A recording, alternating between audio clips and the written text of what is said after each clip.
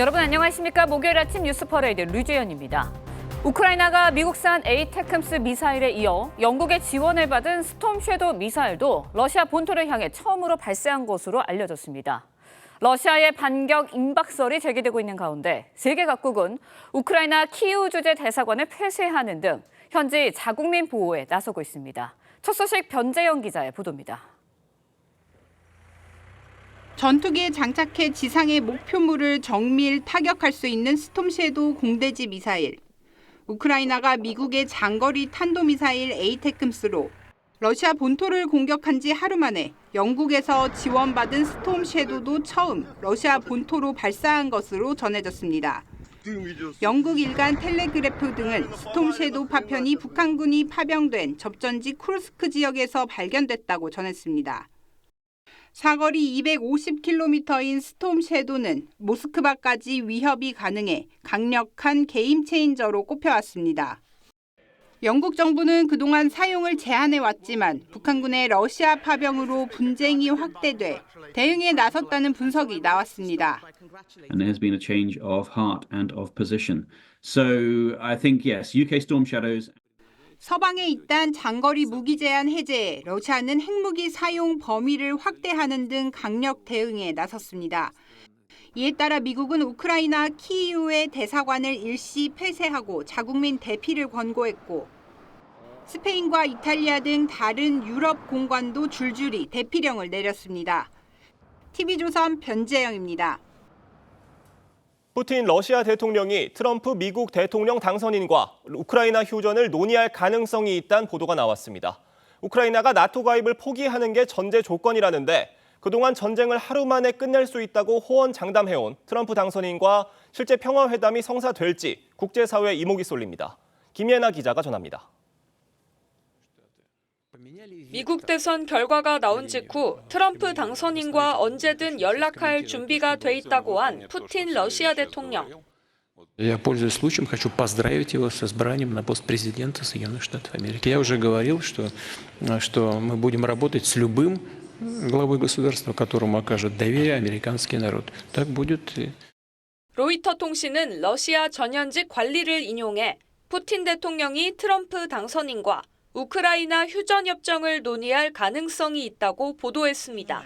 다만 우크라이나가 나토 가입을 포기하고 러시아가 점령한 우크라이나 영토 일부를 양보한다는 조건 아래 협상에 나설 거라고 덧붙였습니다. 러시아는 2022년 2월 개전 이후 도네츠크와 루안스크 등 우크라이나 4개 지역을 점령하고 있습니다. 앞서 트럼프도 푸틴과의 친분을 강조하면서 전쟁을 24시간 내 끝내겠다고 공언해 왔습니다.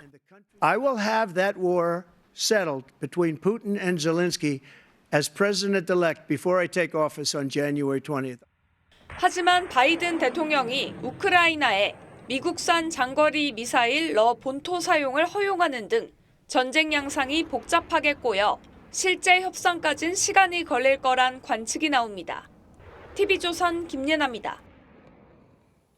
푸틴 러시아 대통령이 우크라이나 전에 군인을 파병한 북한에 동물 70여 마리를 보냈습니다. 러시아 정부는 현지 시간 어제 성명을 내고 사자와 불곰 등 동물을 평양에 보냈다며 이는 푸틴 대통령이 북한인에게 주는 선물이라고 밝혔습니다. 앞서 러시아는 4월에도 독수리와 두루미 등을 평양중앙동물원에 기증했습니다. 네, 화제 이슈 콕 집어서 파헤쳐봅니다. 아침의 픽 시작합니다. 우크라이나 전쟁 관련 상황 차두현 아산정책연구원 수석연구위원과 자세히 짚어보겠습니다. 안녕하세요. 네, 안녕하십니까? 네, 앞서 전해드린 것처럼 우크라이나가 미국산 에이테크스로 러시아 본토를 공격한 지 하루 만에 영국이 지원한 스톰 섀도우까지 발사했다는 보도가 나왔습니다.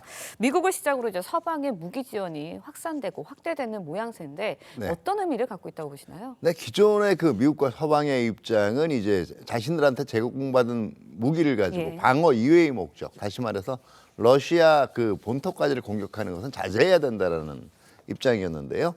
지금 네. 신형 무기들까지, 특히 미사일들까지 이제 사용해도 좋다라고 이제 해제를 한 것은 두 가지 의미가 있죠.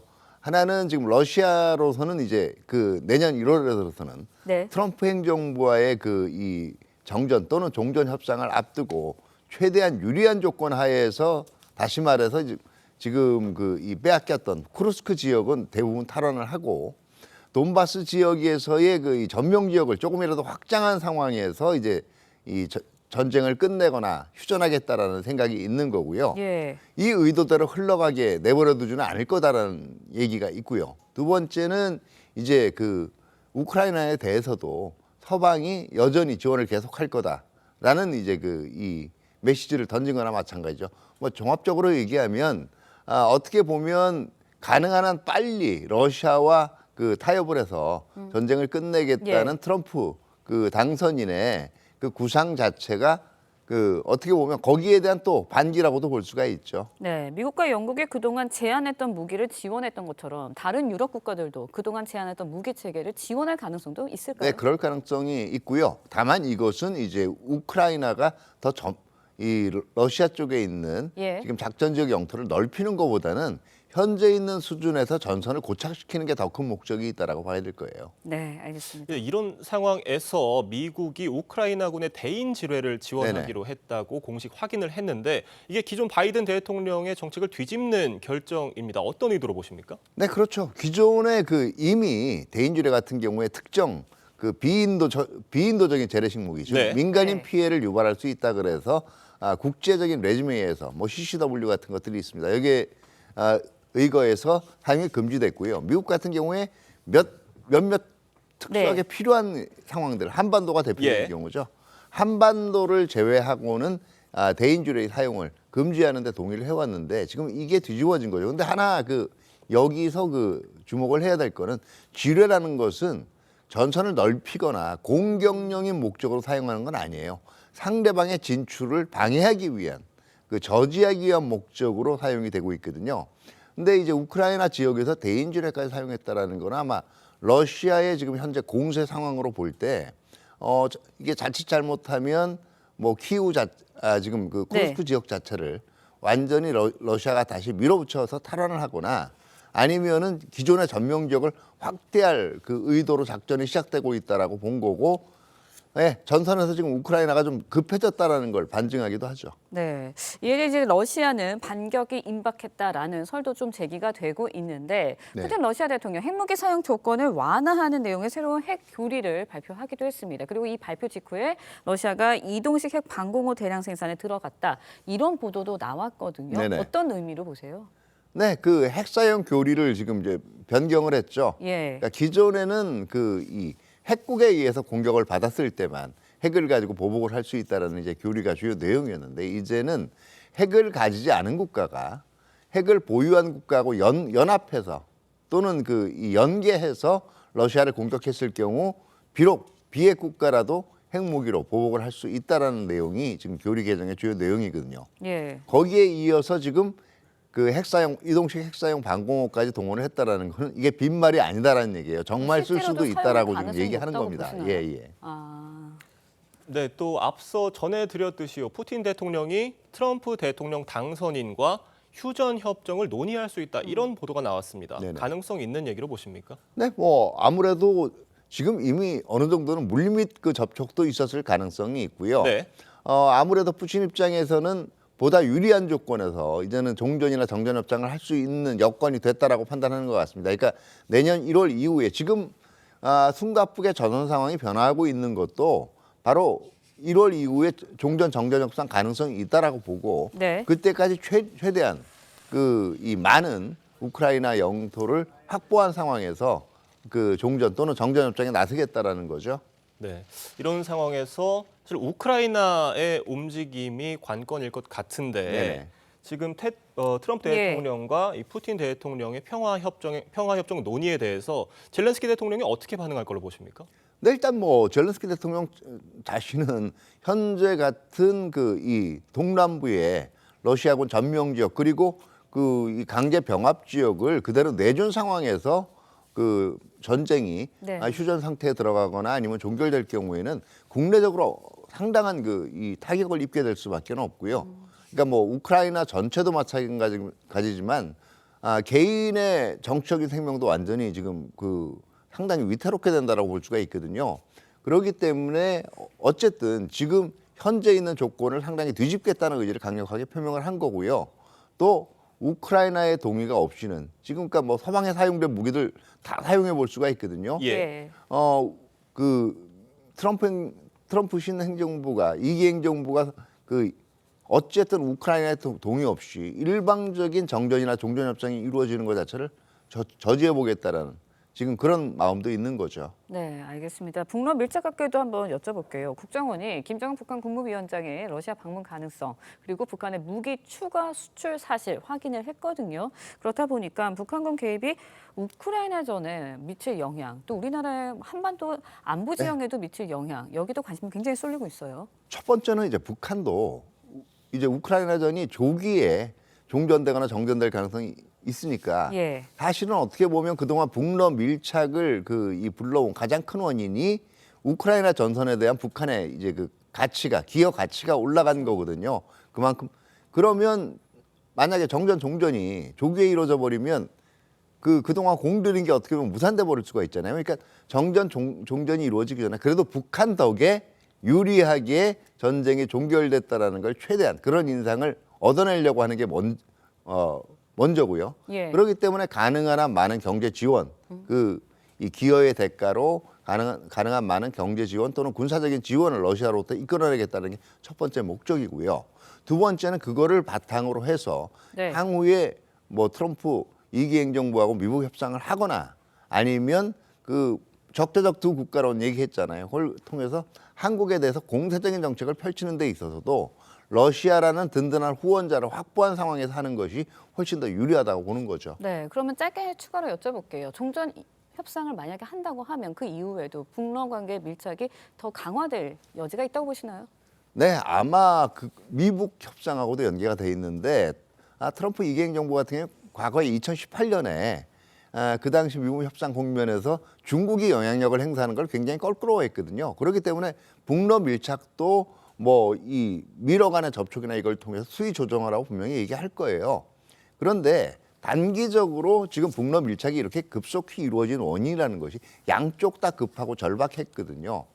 그 동기가 갑자기 해소되지는 예. 않을 겁니다. 그렇기 때문에 최소한 중장기적으로는 유동적이에요. 그러나 제가 볼 땐 2025년 한 해에는 네. 북러 밀착의 현재 추세는 그대로 유지될 가능성이 큽니다. 네, 알겠습니다. 차두현 수석연구위원과 이야기 나눠봤습니다. 오늘 말씀 고맙습니다. 네, 감사합니다. G20 정상회의와 남미 순방 일정을 마친 윤석열 대통령이 방금 전 귀국했습니다. 당장 야당이 통과시킨 김건희 여사 특검법 거부권 행사를 검토하고 임기 후반부 국정 동력을 살릴 인적 쇄신 작업에도 박차를 가할 전망입니다. 차정승 기자입니다. 성남 서울공항에 도착한 윤석열 대통령이 공군 1호기 계단을 내려옵니다. 마중 나온 이상민 행안부 장관과 정진석 비서실장, 홍철호 정무수석 등과 악수하며 인사를 나눕니다. 브라질에서 열린 G20 정상회의에서 러브 군사협력을 비판하는 등 순방 외교 일정을 소화한 윤 대통령. 저는 러시아와 북한이 불법적인 군사협력을 즉각 중단할 것을 강력하게 촉구합니다. 오늘 귀국과 함께 산적한 국내 현안을 처리할 예정입니다. 당장 순방기간 세 번째로 본회의를 통과한 김건희 특검법에 대해 거부권을 검토하는데 26일 국무회의에서 제의 요구한 의결이 이뤄질 전망입니다. 대정부 총공세를 이어가는 야당을 상대로 667조 원 규모의 내년도 정부 예산안 처리도 관심입니다. 민주당이 과반을 차지한 국회 행안위는 어제 예산심사에서 경찰 특수활동비와 경찰국 예산을 전액 삭감했습니다. 윤 대통령이 공언한 인적 쇄신 작업은 예산안 처리와 함께 다음 달 중 예상됩니다. 대상은 국무총리와 행안부, 교육부, 복지부 장관 등으로 후임자 검증이 진행 중인 걸로 알려졌습니다. TV조선 차정승입니다. 민주당 이재명 대표가 법인카드 사적 유용 혐의로 기소된 지 하루 만에 검찰이 증거도 없이 기소했다며 직접 입장을 내고 반발했습니다. 기업인에 대한 무리한 배임죄 기소를 지적하는가 하면 선거법 개정 필요성도 언급했습니다. 장세희 기자입니다. 업무상 배임 혐의로 추가 기소된 민주당 이재명 대표는 법인카드 사용을 알지 못했다며 무리한 기소라고 주장했습니다. 증거는 없지만 기소한다. 이게 검찰의 입장입니다. 일선 부서에서 사용한 법인카드나 예산 집행을 도지사가 알았을 가능성이 많다. 그러니까 기소한다. 주식 투자자와의 간담회에서도 검찰에 대한 비판이 나왔습니다. 이재용 삼성 회장 등 기업인들에게 무리하게 배임죄를 적용해 기업 활동을 방해한다는 겁니다. 지금 이재용 회장이 심에서 무죄 받고도 지금 항소당해가지고 재판에 끌려다니고 있잖아요. 그 의사결정이 되겠어요, 그게? 이 대표는 과거 국정농단 사태 땐 이 회장을 구속해야 한다고 주장한 바 있습니다. 이 대표가 현행 공직선거법이 선거운동을 지나치게 제약하기도 한다며 선거법을 개정해야 한다고 말한 건 여야 공방으로 번졌습니다.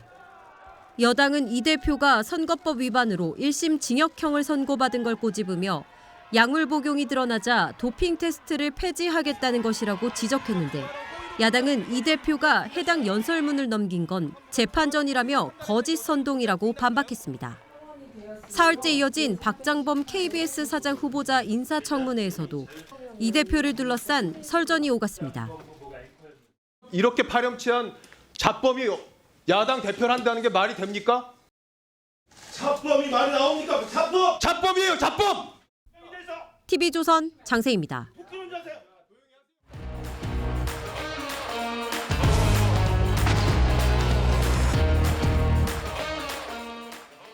정치권 소식 짚어보는 아침의 맞수 시간입니다. 김민수 국민의힘 전 대변인, 강성필 민주당 국민소통위 부위원장 나오셨습니다. 안녕하세요. 안녕하세요. 안녕하세요. 법인카드 유용 의혹으로 추가 기소된 이재명 대표가 무리한 기소라면서 검찰을 맹비판했습니다. 이 대표와 민주당 목소리 들어보겠습니다. 증거는 없지만 기소한다. 이게 검찰의 입장입니다. 일선 부서에서 사용한 법인카드나 예산 집행을 도지사가 알았을 가능성이 많다. 그러니까 기소한다. 룰라에게 적용됐던 브라질의 검찰의 입장이 있었죠. 증거가 없는 것은 은닉했기 때문일 것이다. 똑같습니다. 기어이 정적을 제고하고 말겠다는 검찰 독재 정권의 집착과 광기가 어린 정치 보복입니다. 이재명 대표가 브라질 룰라 대통령 얘기까지 꺼냈습니다. 그러니까 검찰이 증거도 없이 기소했다 이런 얘기예요. 어떻게 들으셨어요? 그러니까 아시타비 야전인수격 주장이라고 생각합니다. 지금 트럼프에 계속 비교를 하다가 이제 급기야 브라질 룰라 대통령까지 끄집어냈는데 이를 통해서 지금 기존의 사법 리스크를 가지고 있던 외국의 대통령들 사법 리스크에도 불구하고 이를 헤쳐나가서 대통령이 됐으니 우리 이재명도 대통령 되는데 문제가 없다를 주장하려고 하는 것 같은데 엄연히 다르다. 최소한 두 가지 경우에서 다르다라고 보는데요. 첫 번째는 비교하고 있는 트럼프나 룰라 대통령과 다르다. 트럼프 대통령 같은 경우는 지금 재판 과정 생중계 하라고 본인이 이야기했죠. 근데 이재명 대표는 이거 생중계 주장 못하고 있습니다. 이 부분은 국민들께 그만큼 떳떳하지 못하는 방증이 될 수 있다고도 생각을 하고요. 그리고 트럼프 대통령 같은 경우는 총기 피습에도 의연한 태도 보였습니다. 네, 이재명 대표 같은 경우는 피습 사건, 여기 헬기 불법으로 위법으로까지 추정되었던 이런 이송까지도 했었었고요. 증거가 없다라고 하는데 증거가 너무 차고 넘친다라는 말씀도 좀 드리고 싶습니다. 여기에 배 씨 같은 경우는 5급 공무원으로 임명을 했었지 않습니까? 이것 자체가 사모님 팀장이에요. 이것 자체가 충분히 지금 배임의 행위를 알고 있었다라고 보는 것이 맞고요. 그리고 이 사건에서 배 씨나 그리고 지금 공익 제보자 같은 2명의 급여만 해도 약 3억에 이른다 그럽니다. 이게 8년 동안에. 그럼 이거를 어떻게 이재명 당시 시장이 모를 수가 있는가? 이재명 당시 경기도지사가 모를 수 있는가? 이거 다시 한번 반문을 해볼 필요가 있다라고 보고요. 지금 이제 검찰들이 압수수색을 통해서 계속해서 자료들을 뽑고 있는데 여기 관용차 같은 경우에는 지금 여기에도 1억 7천 정도가 사용되었다라고 하는데 이런 부분에 대해서 증거들이 충분히 모이고 있다라고 판단되어지고요. 또 2015년에 3월 15일로 기억합니다마는 이날은 이재명 대표가요 점심을 9번 먹고 저녁을 9번 먹었습니다. 네. 여기 기록상에 보면요. 뭐 홍길동입니까 손오공입니까? 이건 분신술을 쓰지 않는 이상 어떻게 점심 9번 저녁 9번 결제가 가능하겠습니까? 이재명 대표로. 그러니까 이런 말도 안 되는 것들이 정말로 많다. 지금 제가 말씀드리는 것 외에도 검찰은 훨씬 더 많은 증거들을 가지고 있을 것이고 이를 기반으로 해서 기소를 했다라는 말씀 드리겠습니다. 네, 뭐 검찰이 통상 이런 정치인들 발언에 건건히 입장을 내지는 않습니다만 이재명 대표 주장에 이번에도 검찰은 별다른 얘기는 하지 않고 있습니다. 이 상황 어떻게 보십니까? 일단 저희 민주당으로서는 경찰이 한번 들여다봐서 예. 무혐의 처리를 해서 불송치를 했는데 이것을 검찰이 다시 들여다보니까 증거가 나왔는지. 근데 뚜렷한 증거라고 저희가 생각하는 것보다 아무래도 조명현이라는 국민의힘에서는 이 공익 제보자라고 말씀하시는 이분에 대한 어떤 증언과 진술을 바탕으로 이재명 대표를 기소를 한 것 같습니다. 뭐 어쩌겠습니까? 이재명 대표로서는 또 이제 기소 당했으니 재판 받고 또 재판하는 과정에서 본인의 무죄를 충실하게 소명할 수밖에 없다라는 것이 지금 이재명 대표가 처한 현실이기 때문에 어쨌든 이재명 대표로서는 또 하나의 장애물이 하나 생겼다. 그래서 여기에 대해서 우리 야당 그리고 민주당이 봤을 때는 어쨌든 간에 이거 너무 야당 대표에 대해서 진짜 털면 턴 대로 계속 죽을 때까지 털라는 거냐 뭐 이렇게밖에 느낄 수가 없다는 점을 말씀드리겠습니다. 네, 뭐 결과적으로 법인카드 유용 의혹이 추가가 되면서 5개 재판을 받게 됐고 이재명 대표가 공직선거법 개정 토론회에 보낸 축사가 논란이 되고 있습니다. 그 축사 내용이 현행 선거법이 뭐 귀에 걸면 귀걸이고 코에 걸면 코걸이다 이런 주장이 담긴 내용이에요. 보셨습니까?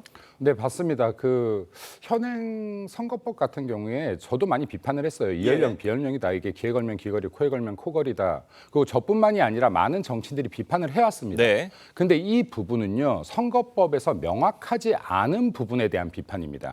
지금 이재명 대표가 선거법 위반으로 해서 지금 결심을 받은 것은 명확한 위반이에요. 그러니까 명확하게 하지 말라라고 정해져 있는 것들입니다. 허위사실 유포에 네, 그렇습니다. 허위사실도 마찬가지고요. 그리고 벌금 100만 원 이상이 나오면 피선거권 박탈당한다는 것도 마찬가지고 그리고 여기에 선거권을 가지고 있는 사람들에게 접대나 로비, 식사, 금품 제공하지 말라는 것도 명확하게 나와 있는 부분이다. 네. 현 정치인들이 비판하고 있는 부분은 이렇게 명확하게 나와 있는 법조항이 아니라 해석이 애매한 부분들에 대한 비판을 하고 있는 것이라는 말씀드립니다. 그리고 이재명 대표는 이렇게 해석이 애매한 구간에 대해서 처벌받고 있는 것이 아니라 재판받고 있는 것이 아니라 아주 명확한 위반 사실에 대해서 재판받고 있음을 다시 한번 말씀드립니다. 네, 민주당에서는 그런데 이 축사가 그러니까 14일에 이 행사 측에 전달이 됐기 때문에 그러니까 15일에 선거법 1심 선고가 있었잖아요. 그 선거법에 대한 어떤 반발의 차원이 아니다 이런 입장이에요.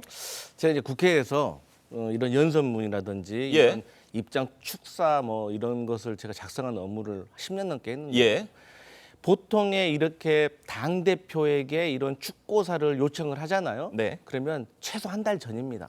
그래서 이러한 것들은 이미 다 작성이 되어 있는 상태고 또 민주당에서 밝혔듯이 1심 선고 결과가 나오기 전에 이미 발송되어졌다는 점을 말씀드리고 그렇기 때문에 지금 현재 이재명 대표의 1심 선고 결과와 지금 민주당에서 주장하는 선거법 개정은 좀 다르게 보셔야 된다.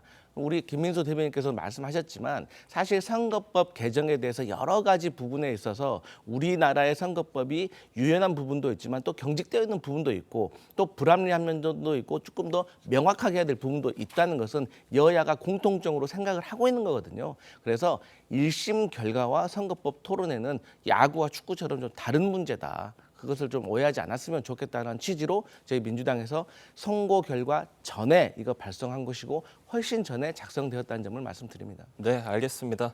이런 상황에서 이재명 대표가 연일 민생 경제 행보도 이어가고 있습니다. 오늘은 전통시장을 방문할 예정인데 이런 행보가 사법 리스크 위기 돌파가 될 수 있을 걸로 보시나요? 사법 리스크에 대한 돌파는 법원에서 변론을 통해 이루어져야 되지 않겠습니까? 사법 리스크의 돌파는 변론을 통해서만 이루어질 수 있는 것이지 검사 탄핵이나 판사 겁박이나 민생 행보로 이루어질 수 없다라는 점 말씀드리겠습니다. 네.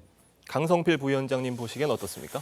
네, 맞습니다. 이 사법 리스크하고 뭐 지금 그 민생 경제를 살피는 거하고는 전혀 다른 문제인 겁니다. 그러니까 본인이 사법 리스크가 있다고 해서 지금 민생을 팽개치는 것은 야당의 지도자로서 야당의 대표로서 해야 될 일이 아닌 거죠. 그렇기 때문에 민주당과 이재명 대표는 사실 지금 내수가 어렵고 또 물가가 많이 올랐고 환율도 많이 올랐잖아요. 그렇기 때문에 수입 물품 가격도 올라서 사실 국민들이 많이 어려워하고 있어요. 저만 해도 어제 삼겹살을 먹었는데 1인분에 18,000원짜리와 19,000원짜리 두 가지가 있길래 저도 고민하다가 18,000원짜리를 먹었거든요. 그러니까 삼겹살이라는 것은 우리 국민들, 서민들까지 해서 다양하게 먹을 수 있었던 것을 이제 금값이 되었다는 말이 있을 정도로 물가가 올랐기 때문에 어쨌든 물가를 확인하는 가장 현장인 전통시장을 방문한 것이지 사법 리스크와는 다른 문제다 이런 말씀 드리겠습니다. 네, 알겠습니다. 이 대표의 사법 리스크 두 번째 선고입니다. 위증교사 1심 선고가 나흘 앞으로 다가왔습니다. 국민의힘은 어제 또다시 생중계를 요청했는데요. 주진우 의원 목소리 들어보겠습니다. 이재명 대표는 거대 민주당의 대표이자 권력자이기 때문에 권력자의 인권이 국민의 알 권리보다 앞설 수 없다고 생각합니다. 만약에 본인이 억울하다면 특히 국민의 알 권리를 위해서라도 방송 생중계에 동의해 주시기 바랍니다. 국민의힘이 선거법 위반 1심 선고 때도 생중계 요청을 했지만 법원이 불허를 했었고요. 이번에 다시 요청을 한 겁니다. 요청이 받아들여질 걸로 보십니까? 안 받아들여질 것 같습니다. 개인적으로는. 네.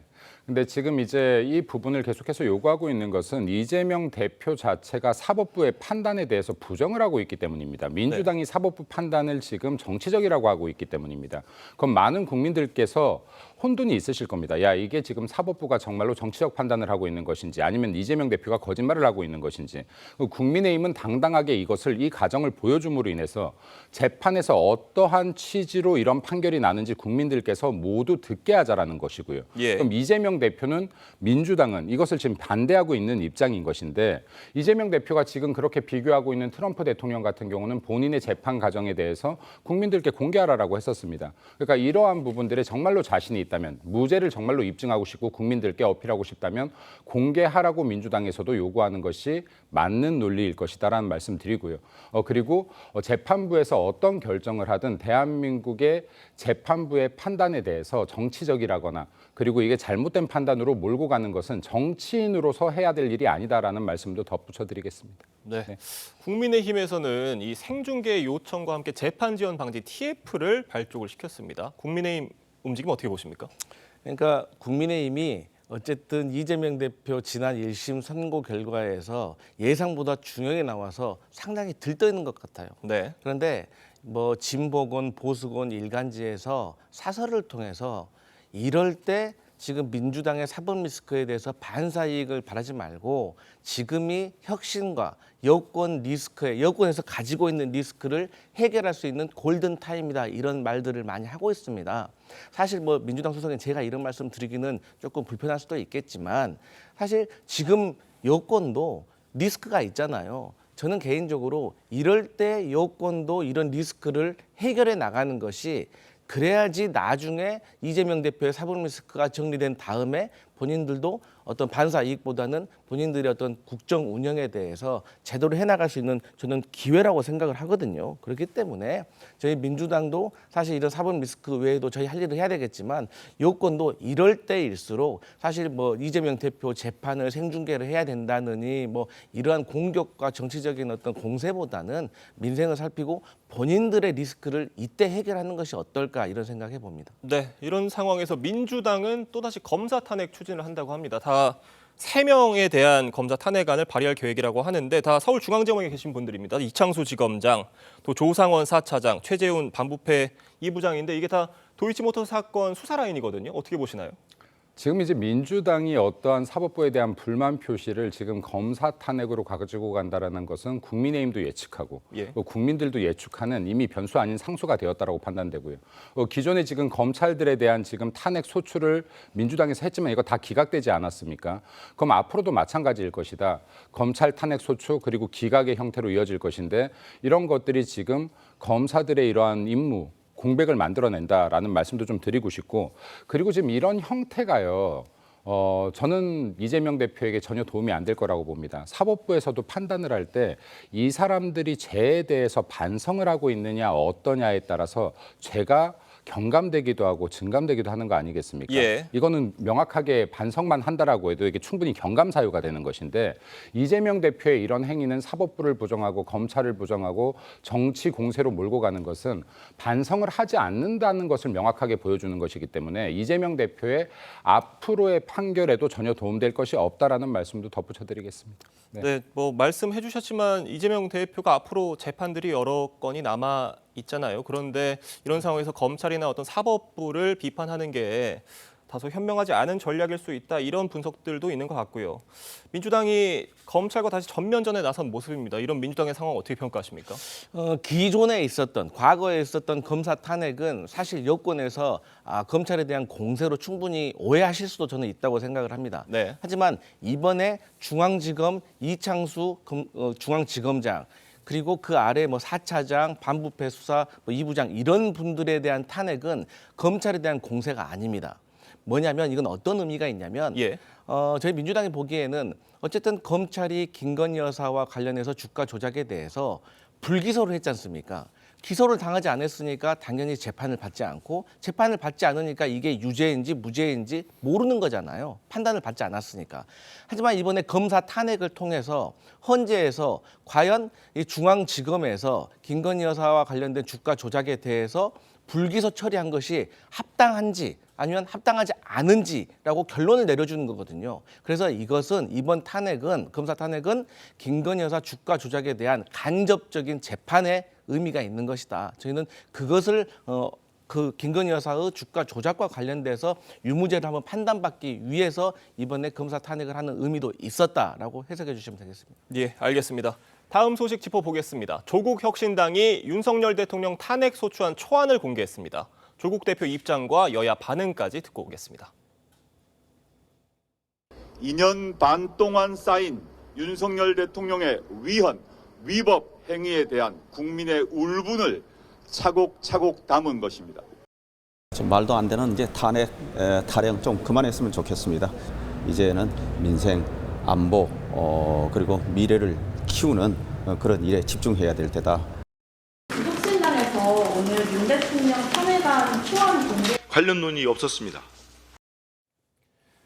어제 조국 혁신당 조국 대표가 광화문에 있는 이순신 동상 앞에서 탄핵 소추안 초안을 발표를 했고요. 15가지 탄핵 사유를 밝혔습니다. 그 사유들 보셨나요? 네, 한번 훑어봤습니다. 네, 어떠셨습니까? 지금 조국 대표가 조급지실, 그러니까 조급한 마음에 일을 서두르고 있다라고 봅니다. 네. 예를 들어서 이재명 대표가 지금 이러한 형을 받은 무거운 형을 선고받으니 본인은 더 급하거든요. 지금 본인은 지금 2심까지 확정이 나 있는 판입니다. 예. 그럼 이제 정말로 본인이 조급해졌다라고 보입니다. 이 15가지 탄핵 사유라는 것이 정말 말장난에 불과한 것이고 탄핵이 지금 헌법에 기재되어 있는 것인데 이거는 지금 공무상, 직무상 대한민국의 헌정 질서를 뒤흔들 정도의 위법 행위가 있을 때 꺼내드는 제도인데요. 언젠가부터 지금 야당이 아무 때나 꺼내들 수 있는 정말 한없이 가벼운 대한민국의 제도가 되어버렸습니다. 예. 탄핵 제도를 이렇게 쉽게 꺼내서 안 되는 것은 어떤 위치에 있는 사람들이라고 해도 이 행정 공백이 발생하기 때문이고 이 행정 공백은 국민들에게 피해로 이어지기 때문인데요.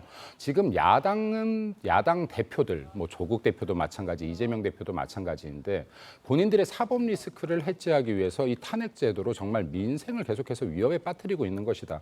행정의 공백을 만들고 있는 것이다라는 말씀을 드리고 그리고 지금 대통령 같은 경우에 어떤 위법 행위가 있습니까? 그러니까 좀 상식적으로 접근해라. 이렇게 지금 국회의원, 국민을 대표하는 국회의원들조차도 비상식적인 행동들을 계속하니 이게 국민들 보시기에 얼마나 좋지 않겠는가라는 말씀도 드립니다. 상식적으로 행동이라는 말씀 드립니다. 네, 그 어제 조국 혁신당 조국 대표가 공개한 15가지 그 탄핵 사유들을 보면요. 뭐 일본 후쿠시마 원전 오염수 투기도 있고요. 쇠간 마약 수사 외압 의혹 이런 것도 있습니다. 이런 것들을 두고 야권에서도 다소 좀 논리가 빈약한 거 아니냐 이런 비판들도 나오고 있다고 하고요. 민주당 지도부도 일단 선을 긋는 모양새예요. 자주 말씀드리지만 저희 민주당의 공식적인 일관된 입장은 탄핵과는 저희는 선을 긋고 있습니다. 예. 탄핵은 지금 아니라는 겁니다.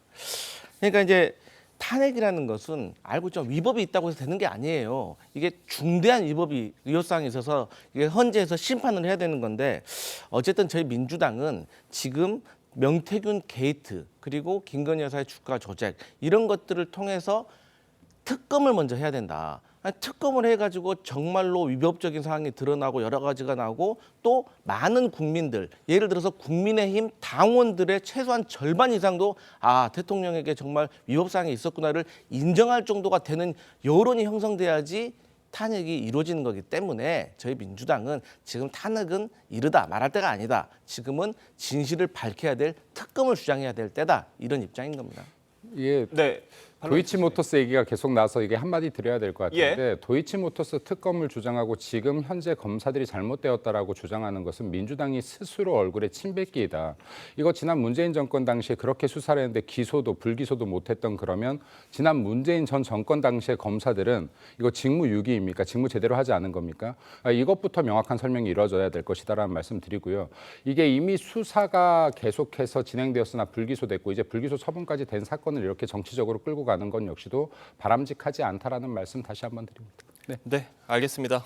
김민수 국민의힘 전 대변인, 강성필 민주당 국민소통위 부위원장과 이야기 나눴습니다. 두 분 말씀은 여기까지 듣겠습니다. 감사합니다.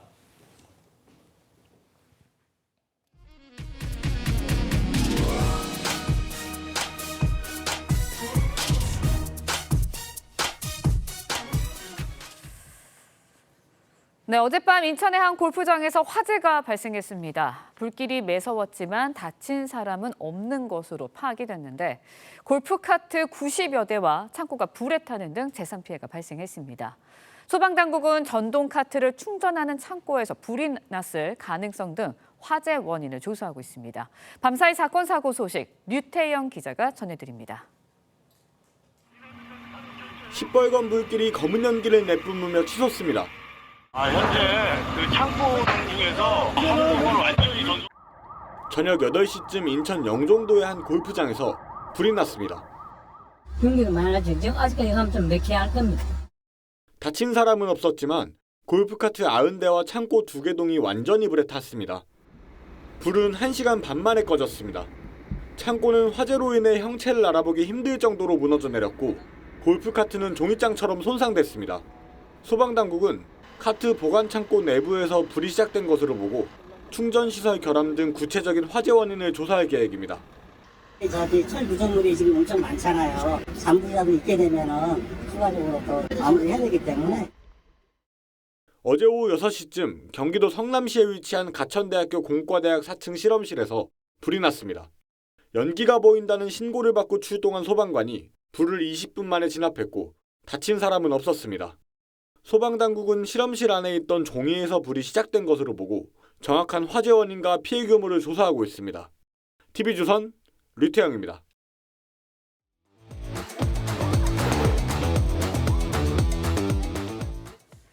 네, 화제가 된 사건 사고 소식 짚어봅니다. 아침의 이슈 시작합니다. 정혁진 변호사와 함께합니다. 안녕하세요. 네, 안녕하세요. 네, 걸그룹 뉴진스 멤버 한희 씨의 따돌림 의혹과 관련해서 노동부가 직장 내 괴롭힘에 해당하지 않는다라는 결론을 내놨습니다. 먼저 한희 씨의 말 직접 들어보겠습니다. 그 매니저님이 저의 눈을 맞으시고 따라오는 멤버들한테 못 본 척 무시해라고 하셨어요. 저희 회사 저희 싫어하는 걸 솔직히 확신이 생겼어요. 인간으로서 존경하면 적어도 직장 내 괴롭힘과 따돌림 문제는 없지 않을까 싶고요. 네, 한희 씨, 들으신 것처럼 고용노동부가 근로자가 아니기 때문에 직장 내 괴롭힘에 해당하지 않는다라고 판단을 했습니다. 그런데 한희 씨가 연예인이긴 하지만 한 회사에 소속이 돼 있잖아요. 법리상 이게 왜 근로자가 아닌지 좀 쉽게 설명을 해주세요. 일단은 직장 내 괴롭힘이라고 하는 거는요. 예. 근로기준법상의 문제이고 그렇기 때문에 고용노동부가 조사하는 거 아니겠습니까? 그런데 근로자라고 하면 어떻게 되어 있느냐. 일단은 근로계약서가 있어야 되겠죠.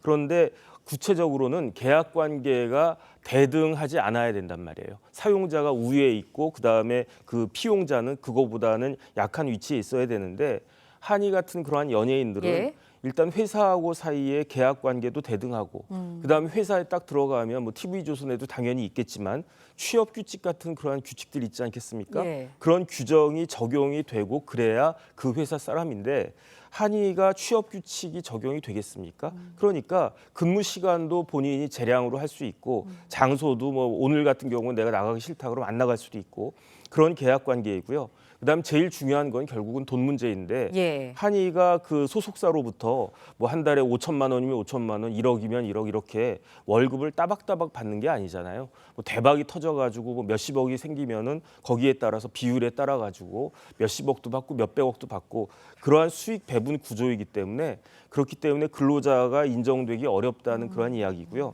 그다음 이제 대법원 판례가 있는데 어떤 네. 판례가 있냐면 연예인들은 전속 계약한단 말이에요. 이 전속 계약은 고용 계약이 아니고 위임 계약이다. 예컨대 변호사하고 회사하고 어떤 그 계약 관계 있을 때 예. 그때도 위임 계약이거든요.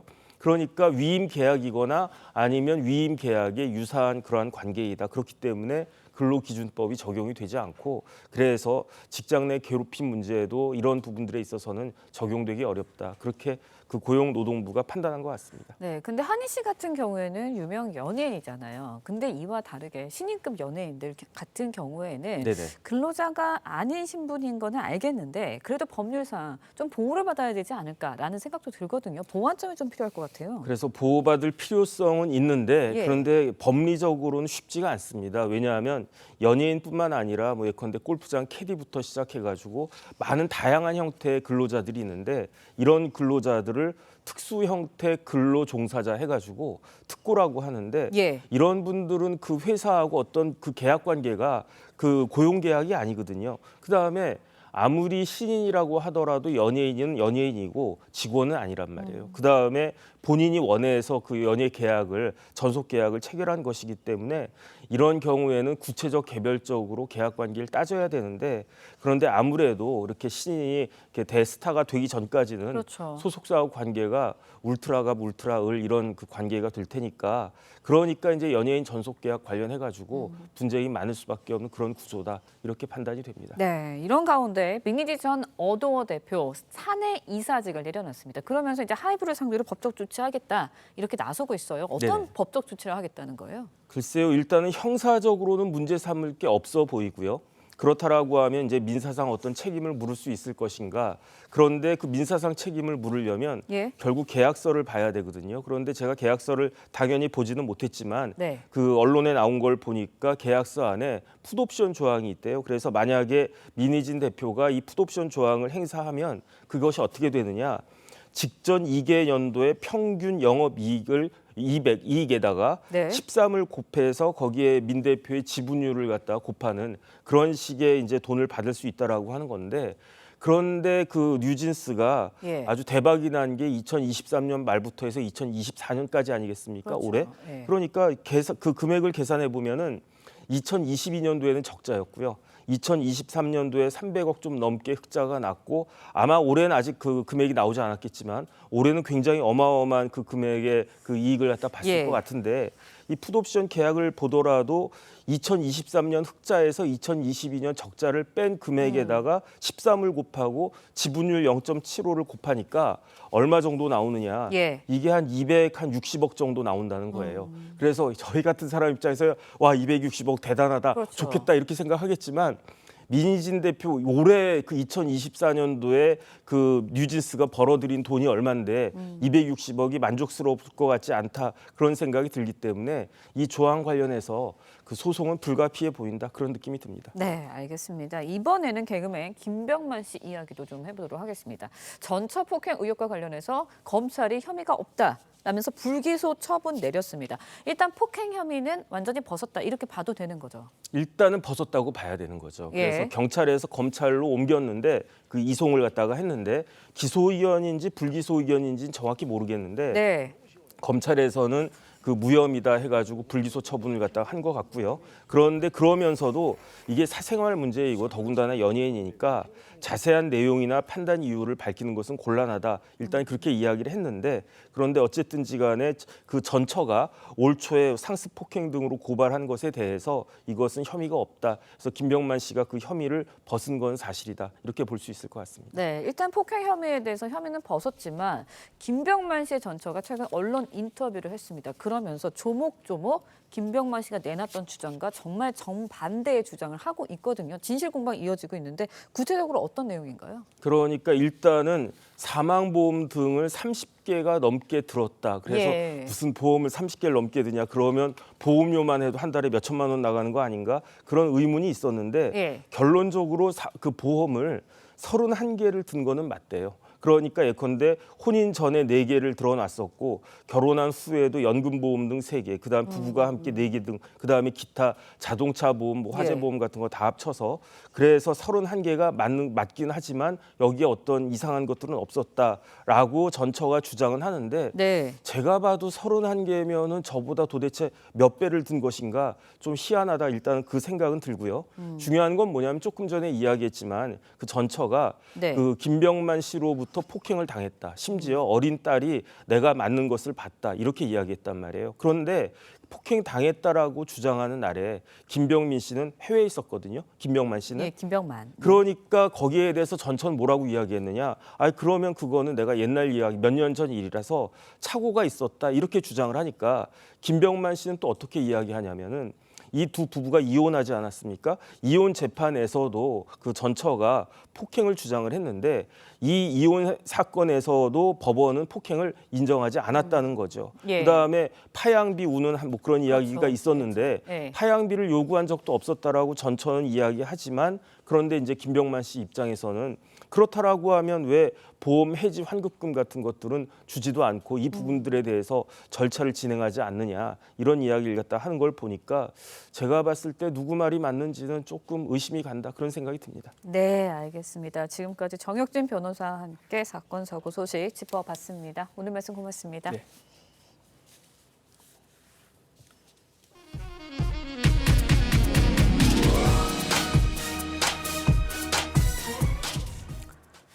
네, 인터넷을 조금만 검색하면 한국의 치안과 깨끗한 거리, 먹거리 등을 칭찬하는 외국 유튜브 영상이 넘쳐납니다. 갑자기 나 병원에 갔을 때 아이패드 사용했는데 잃어버렸고 이틀 후에 다시 가서 길 옆에서 아이패드 그냥 있었어. 진짜요? Melmond atem gyerekkorom sem inna, men tani mini kategorier var elşamanek ink hastak elşamarin dur şergali sekevnet mangalo. İskesde hartan dur şergali martı. 이렇다 보니 한국을 찾는 외국인 이민 행렬도 줄을 잇는 모습인데요. 지난해 한국행 이민자 증가율이 50.9%로 OECD 기준 세계 2위를 차지했습니다. OECD 회원국에 이주한 인구는요, 지난해 650만 명이었습니다. 그런데 전체 이민자 수는 118만 명을 기록한 미국이 1위를 차지했습니다. 하지만 이민자 증가 속도를 보면 한국이 영국과 1, 2위를 다투고 있습니다. 지난해 한국에 온 이민자 수는 8만 7,100명으로 2022년 5만 7,800명보다 50.9% 늘었습니다. 영국 52.9%에 이어서요, 한국 50.9%, 두 번째를 차지했습니다. 이민 증가율이 높은 건 지난 2022년부터 농어촌 일손 부족 해결을 위해 단기 비자 등 체류 요건을 완화했기 때문입니다. 외국인들을 한국살이의 강점으로 치안과 편리한 교통, 발달한 의료 등을 꼽았습니다.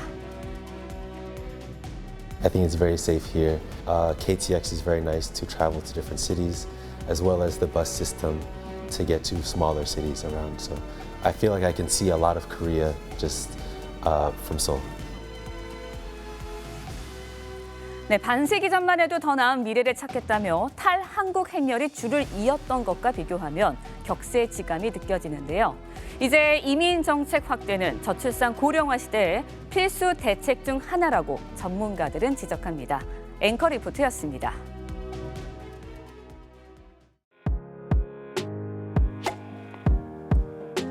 렌즈에 담긴 순간 그 의미를 짚어보는 시간이죠. 사진 기자가 선택한 아침의 한 장입니다. 오늘은 조선일보 사진부 이태경 기자와 함께합니다.